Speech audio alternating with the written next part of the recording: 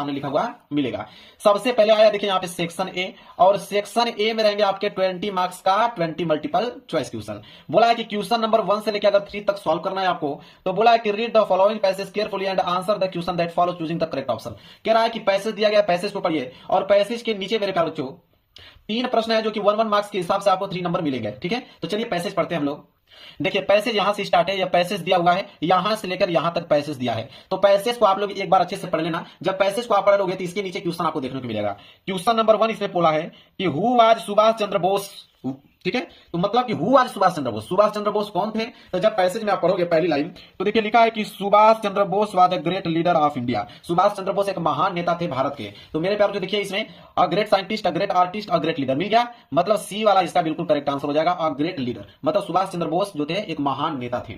इसके बाद दूसरा प्रश्न है कि give me blood and I will give you freedom, whose statement is this, मतलब तुम मुझे खून दो मैं तुम्हें आजादी दूंगा। यह स्टेटमेंट किसका है? तो यह स्टेटमेंट किसका है मेरे प्यारे? देखिए यहां पे लिखा हुआ है कि give me blood and I will give you freedom, तू मुझे खून दो मैं तुझे आजादी दूंगा। ठीक है, ये भी जो है मेरे प्यारे बच्चों, ये भी सुभाष चंद्र बोस का ही नारा था। किसका?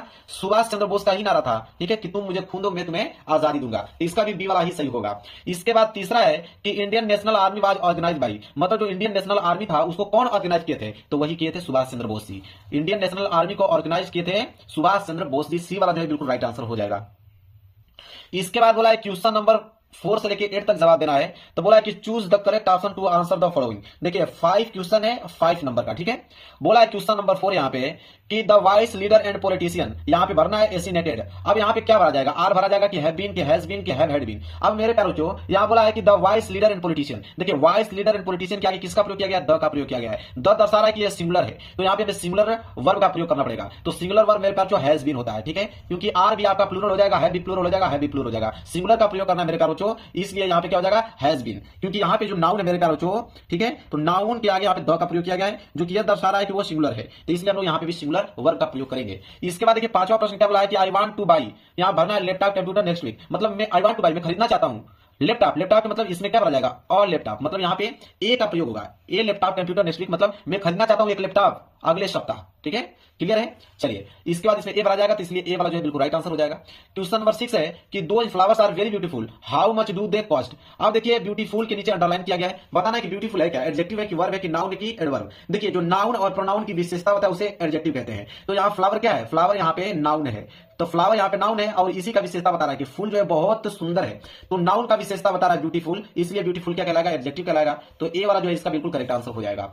इसके बाद 7वां देखिए क्या है, कह रहा है कि do not time waste precious your, मतलब ये आपको रीअरेंज दिया हुआ है, इसे अरेंज कर आपको एक मीनिंगफुल सेंटेंस बनाना है कि इन चारों ऑप्शनों में से कौन सही होगा। तो जब इसे मीनिंगफुल सेंटेंस आप बनाओगे तो ऑप्शन सी बिल्कुल सही होगा कि do not waste your precious time. इसका मतलब यह है कि अपना बहुमूल्य समय बर्बाद न करें। Do you not waste your precious time. ठीक है, इसका सी वाला जो है राइट आंसर हो जाएगा। 8वां देख लो क्या है, कह रहा है कि find the correctly spelled word, मतलब इसमें से कोई एक गलत वर्ड है जो आप लोगों को बताना है कि इसमें से गलत वर्ड क्या है। तो गलत वर्ड अगर हम बात करें मेरे प्यारे इसमें, तो देखिए गलत वर्ड नहीं पूछा है, करेक्टली वर्ड पूछा है। सॉरी, करेक्टली वर्ड मतलब सही वर्ड। किसमें से सही वर्ड कौन सा है? तो देखिए SERVENT बिल्कुल गलत है, SER बिल्कुल गलत है, SAR भी गलत है। मतलब सर्वेंट, SERVENT, सर्वेंट की स्पेलिंग यही होता है, मतलब यह बिल्कुल करेक्ट वर्ड है। करेक्ट वर्ड क्या है? Servant, SERVENT। क्लियर है? चलिए इसके बाद देखिए क्वेश्चन नंबर 9 से लेकर 10 तक बोला है कि read the passage given below and answer the question that follow. ठीक है, कह रहा है कि पैसेज को पढ़िए, ये जो पैसेज दिया है इस पैसेज को पढ़ना है।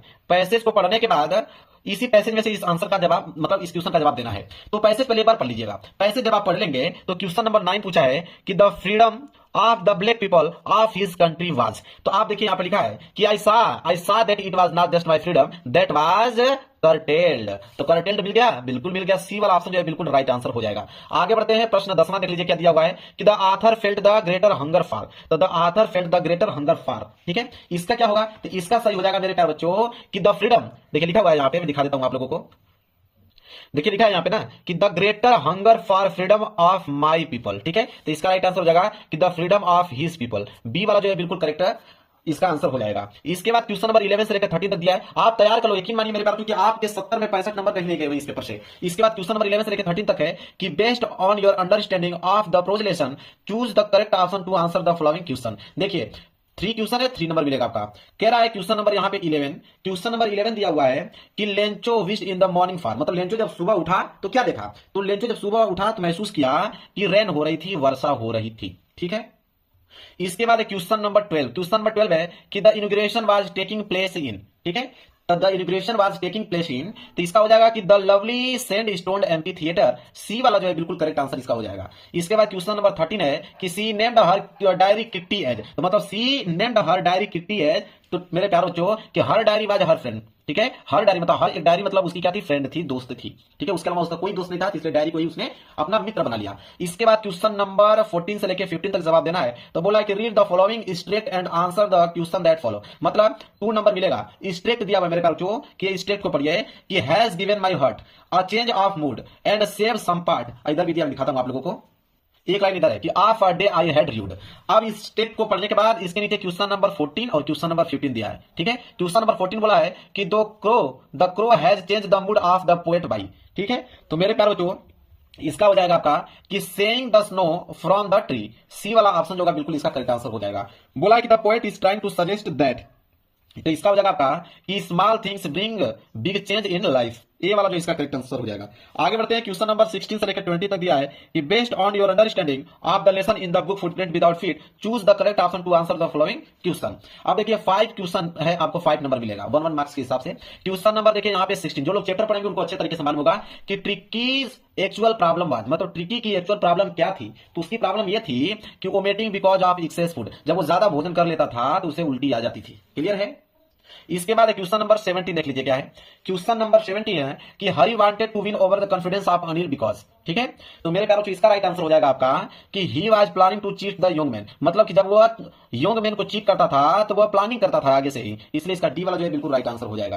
क्वेश्चन नंबर 18 देख लीजिए क्या है। क्वेश्चन नंबर 18 है कि एजुएबल was not at all what a secret agent should look like means, ठीक है, तो इसका हो जाएगा आपका कि he was fat and ordinary looking, ठीक है, डी वाला जो इसका राइट आंसर हो जाएगा। क्वेश्चन नंबर 19 है कि what did एब्राइट star collecting in childhood, मतलब कि जो एब्राइट था वो क्या कलेक्ट करता था चाइल्डहुड मतलब बचपन में, तो वो बचपन में मेरे पास जो butterflies, coins, stamps, all of these, ये सब वो क्या करता था मेरे प्यारे बच्चों कलेक्ट करता था। इसके बाद क्वेश्चन नंबर 20 कि ग्रिफिन वाज, तो ग्रिफिन क्या था, ग्रिफिन एक साइंटिस्ट था, तो सी वाला जो है इसका राइट आंसर हो जाएगा कि ग्रिफिन वाज